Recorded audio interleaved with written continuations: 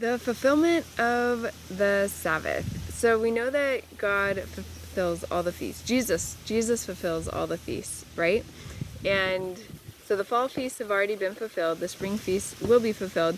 How is the Sabbath going to be fulfilled?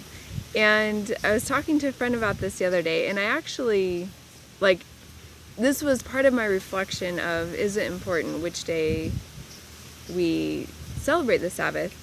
And talking about God's fulfillment of the Sabbath convinced me, well, one more thing that is convincing me that it is important that which day we celebrate it. But the fulfillment of it is just so cool because so a day is like 1,000 years, and God is building. This is something that people, I guess you could say, are I don't know if speculating is the right word, but believed to be the case, that this is how the Sabbath will be fulfilled. And to me it makes sense. So with the verse, the day is like 1,000 years. So every day of creation is equivalent to 1,000 years of history. And so if you look at the young earth idea, they say that the earth is about 6,000 years old. And what's cool about that, so we know if it's 6,000 years old, then Jesus came about 2,000 years ago, right? So that would have been 4,000 years after after creation. And so 4,000 years after creation would be the start of the fifth day, which is when the fish and the birds were created. And so the Holy Spirit, is a bird, right? So Jesus dies, and it would have been, his death would have been exactly the 4,000 years-ish. Anyway, around the 4,000 years. I wonder, actually, now I'm wondering if it's his birth or his death that would have been right at the 4,000 years. I'm not sure. It's something to look into.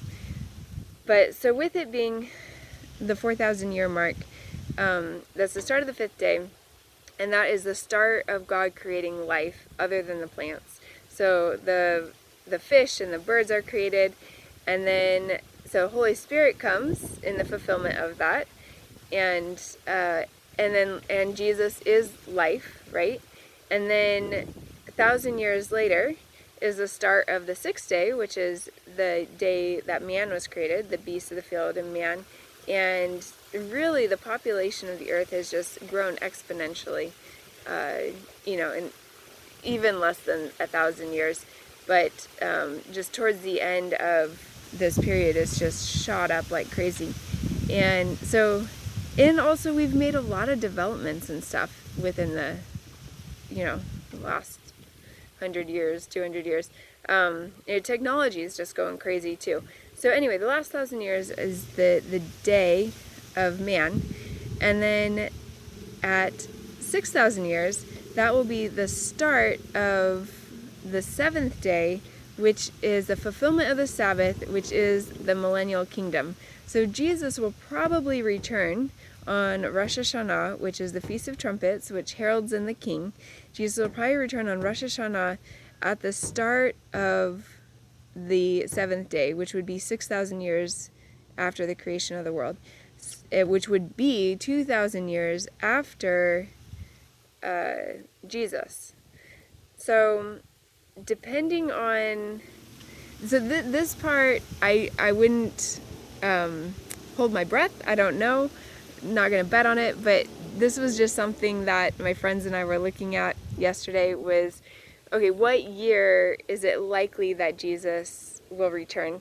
And so if you actually look at the timeline of Jesus's death on Passover, most likely he had to have died on Wednesday, not Friday. The Gentiles have totally messed it up by saying Friday. It's actually Wednesday night, Wednesday at 3 o'clock that he would have died.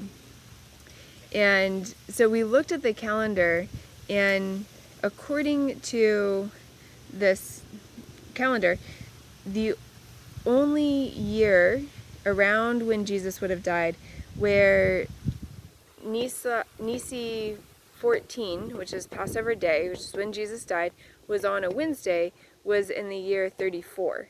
So if it is based on 4,000 years since Jesus' death, that means that he would probably be returning on Rosh Hashanah of 2034, which would mean that the tribulation would start around Rosh Hashanah of 2027. So I have no idea if that is actually accurate or not. I am not betting on it. I am just throwing that out there as a possibility. It could be off, but it's interesting nonetheless.